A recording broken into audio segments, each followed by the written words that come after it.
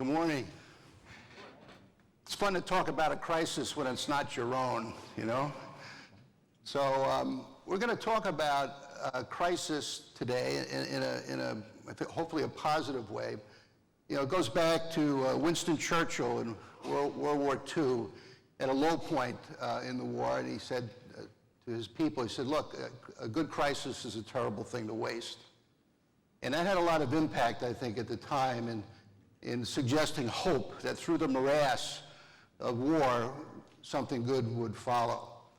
So I don't think anybody likes crisis. Certainly don't like being in the middle of one, but we'd also have to acknowledge that a crisis can galvanize a group to push forward and do some great things. We see it in sports all the time. The Chicago Cubs is an example, or even the New England Patriots in the Super Bowl. So that team responded to crisis. So it's certainly a test of leaders at every level when it does happen. And maybe the question that we'll explore today through the talk is it possible to leverage a real organizational crisis deliberately to create transformation? We'll explore that. So companies are going through a lot of stress, right? The winners today, and I think a lot of them have been presenting at this conference, may or may not be the winners of tomorrow. So a lot of that might be driven by disruptions to their current business model, things that they didn't anticipate or they underestimated, can change the game fairly quickly. Here are just a brief list of some of the disruptors that are out there, and the list keeps growing. I've never seen a list grow so rapidly, it seems. Every time you pick up the Wall Street Journal, there's another scandal or some other event that you can just tell the internals of that company have been turned inside out. How many of you, just taking a quick look at that list, have been impacted by any such disruptions here on this list at some time in your career? So maybe a little more than half of the room. Well, if you're fortunate and not been part of this, great. But likely, you will be affected by this before your career comes to an end. So disruption is here to stay, and I think how we respond to it ultimately is the key. But it's a constant and ongoing challenge for companies. And to talk about a crisis and how people feel inside of a crisis organization hit by one of these disruptions, I've come up with the analogy of an organizational heart attack. So wrap your head around that a little bit, and hopefully none of you have had a heart attack. I have not. But I do know it's a system-wide impact. It's painful. It's frightening. There's a sense of helplessness. There's not a view of what do I do to sort of quickly get out of this situation I'm in. There's not a lot of communication. And it's that feeling that even basic things are hard to do or impossible to do. So if you can envision being in an organizational setting feeling that way, that's what the organizational heart attack analogy is about. So when that happens, what's needed obviously are for quick and decisive actions, but also other things that help an organization sort of move from this period of crisis into something much more positive. So there are going to be winners and losers forever, right, in this area of dealing with crisis. And some firms will say, well, we got through our crisis, whatever it was, but what was the impact on customers, on loss of key people, on reputation, on market share, let alone the financial implications?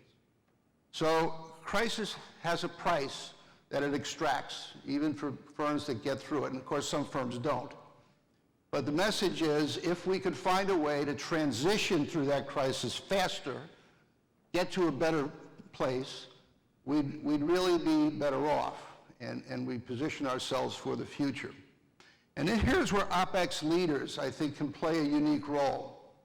Take a quick glance at these qualities. We've been hearing a lot about these things really through most of the talks last couple of days. I mean, people OPEx positions. They're fact-based, they're process-oriented, they're facilitators. They understand that people hold the answer to how to make improvements or how to make things better. They have a great toolbox. They're patient, they're persistent. These are qualities, if leaders can have those qualities in a crisis situation, in addition to being good at putting out fires day to day, which you have to be able to do in a crisis, then you've got some real possibilities for what can happen over time to make that a better outcome. But if you're an OPEx thinker, you have to think a little differently in a crisis situation. You have to have a little more of a strategic focus. Beyond the immediate firefighting, you need to begin to put a mosaic together, a pathway to a future state as it's evolving, if it isn't terribly clear at the start. You need to think more broadly about process improvement, more holistically, around the whole company's performance, not maybe just in an operating environment. You need to remain client-centric so that the efforts you put in to improve things are going to have an impact on your clients, who, by the way, have noticed very clearly that you're faltering in your execution. And then widespread staff engagement, certainly on project teams, Kaizens, but have you found a way to reach out to staff, engage with them, invite them in to allow them to participate? And then all of that leads to behavior-driven results. So with no particular projects going on, people have figured out what the right thing to do is, and they're starting to do more of it. And it's leading to better outcomes, better execution, and a lot of positive things. So this is a seek the promised land. What do we get if we sort of bring the right people in and are able to navigate this thing? Well, you get an organization that does more than just get beyond the crisis. Again, they position themselves for growth. They've enhanced their relationships. It's like so many things. If you have a service recovery experience, I think we all know that if you can get through that, give the customer a solution, customer develops confidence in you, it enhances your relationship. Well, that's magnified even more so in a crisis. They believe you can get through the crisis, it's going to carry into a longer-term setting. So this is worth the effort, to get your company to a place where it's not only out of trouble, but it's into a land of opportunity where you have clients that want to stay with you for the long run. So is this the way to drop an OPEx leader into a crisis? I don't think so. Very dangerous, right? Master Black Belt arrives. I'm in charge of crisis management. Congratulations. This is just the opposite of what's needed, right? When you come into an organizational heart attack kind of crisis that affects, process, people, systems, everything that affects execution, there's a lot of things that are broken. And you need to be humble. You need to listen. You need to take in information and take as much time as you can to do that without starting to make decisions and give direction. So very important to take a lot in, use whatever data you have, to be humble, but to be genuine too. You have to have a motivation that's driven more by helping people in pain, both employees and clients, and doing what's right for your organization to survive. And you have to be driven by that. You also have to believe you can do it, right? That you can make a difference. So those are key things. So a quick story, Computershare is the largest corporate stock transfer agent in the world, an Australian company. It's been very successful in growing by acquisitions over the past 10 years or so. The basic business model is to acquire other transfer agents, either in-house providers or other stock transfer companies, move everything onto Computershare's proprietary platform, strip away the cost, retain the revenues, keep growing. That, in a nutshell, was the model that this Australian company followed in all the major money markets. So we're in Europe, we're in Asia, we have offices up in Canada, and of course in the U.S. we have about a 70% market share in the U.S. So a great company, adjusting to the different changes in business cycle that the stock transfer business is going through. But it's really been a good formula. But now what happened was, and here's where I really like the company because we have the maturity to look back, on a period that didn't go so well. It was in 2005 we acquired Equiserve, the largest stock transfer firm that anybody acquired at that point. Just to give you a sense of the dynamics of that, before the acquisition, Computershare had about 300 clients servicing 2 million shareholder accounts. And again, the business, for those of you who aren't familiar with stock trading, is to maintain the records of corporate stockholders. So if you have a stock certificate, we're probably servicing you. We mail out all your tax forms. If you want to transfer your stock, sell your stock, we provide that kind of servicing. So Equiserve was a really big acquisition. So before Equiserve, 300 companies, 2 million shareholders. After the acquisition, 1,100 companies, 18 million shareholders. So that really had to be integrated over a 2-year period. So that created some challenges. It was a game changer for us in terms of market share, but wow, it created a situation. And what it did is it brought out a lot of challenges that had not been dealt with previously, because Equiserve itself had been an acquisitive company. They acquired a lot of stock transfer agents, but they never integrated their systems.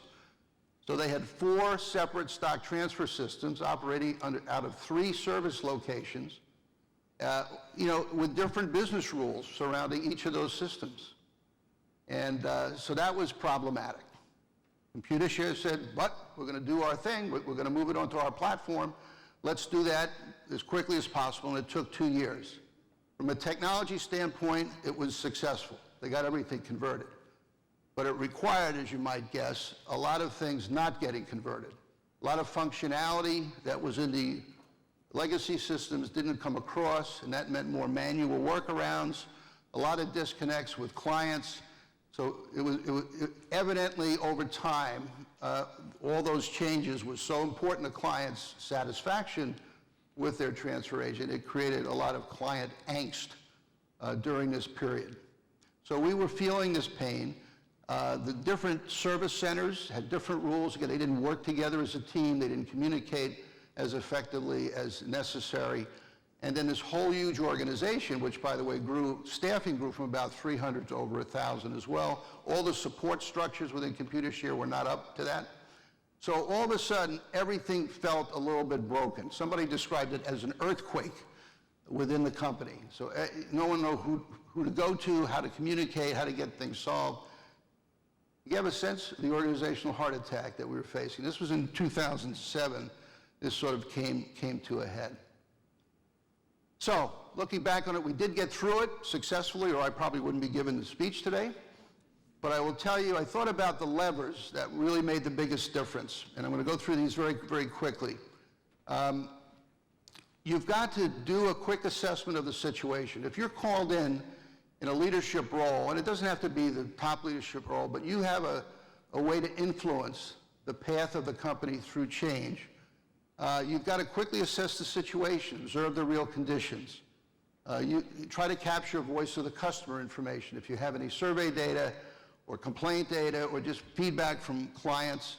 But the most important thing is to get out and really talk to people in a structured way. We did focus groups. I did, with a team, about 12 focus groups in 2 weeks at every functional level within each service location, systems people, customer service representatives, folks in client service roles, production roles. Asked them all the same question. What's the biggest challenge facing our company today and why?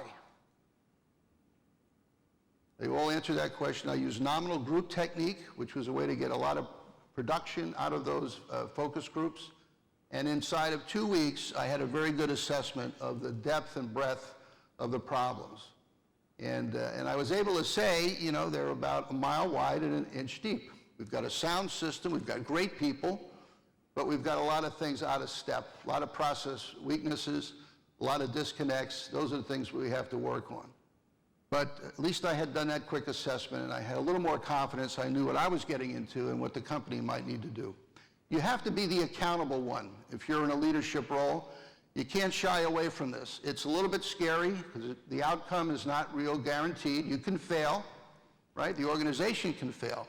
But if you make yourself vulnerable, you step up, And with the support of management, you've got to have that. So the top of the house has to really support you and give you freedom to do what's needed.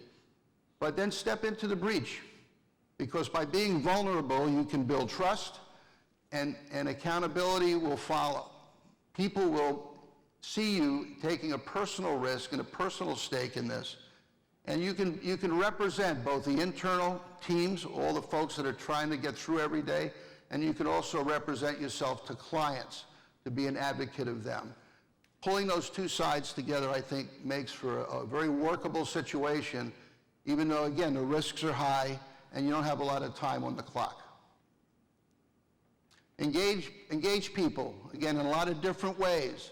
Move them away from fear. Just invite them into the conversation. It's so telling. During a crisis, people are often not asked about anything.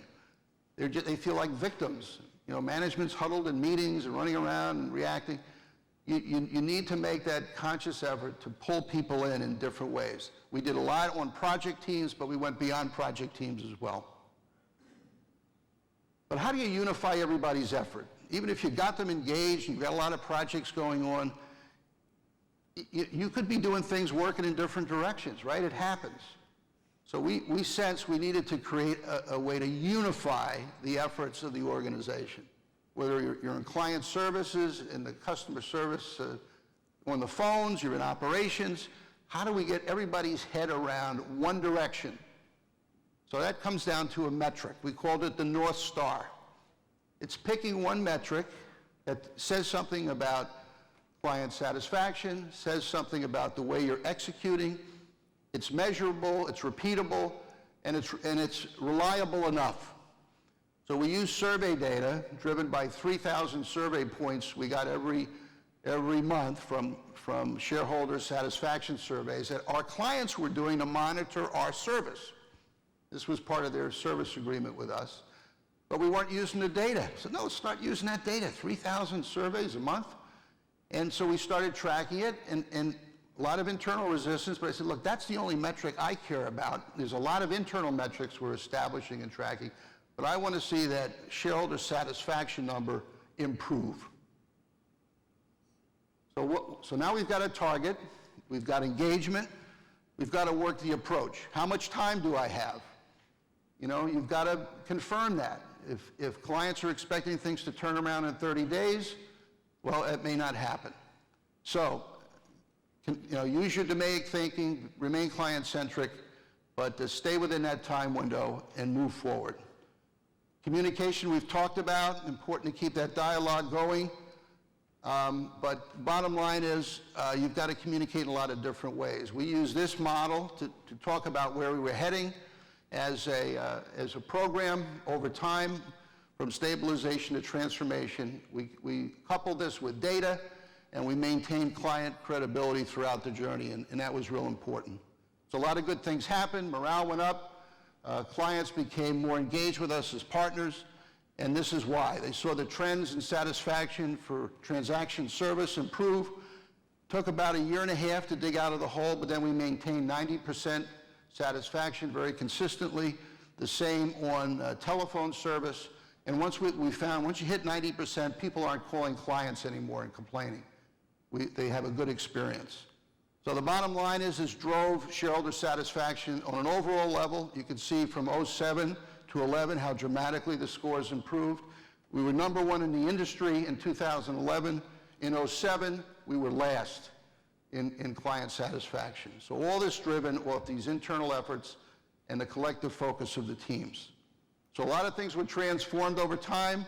The biggest thing probably is the attitude of people seeing themselves as a service organization again and taking pride in their work. So in the end, the OPEx leader's role is less about being a Superman, more about being a doctor and helping that patient get out of the emergency room into more of a steady state and then really living a good life with good health. And that's something that is not unusual for any of you to do with your backgrounds. And should a crisis present itself to you, I hope you say, a crisis is something I will never waste. Get involved, help your companies get to that promised land. Thank you.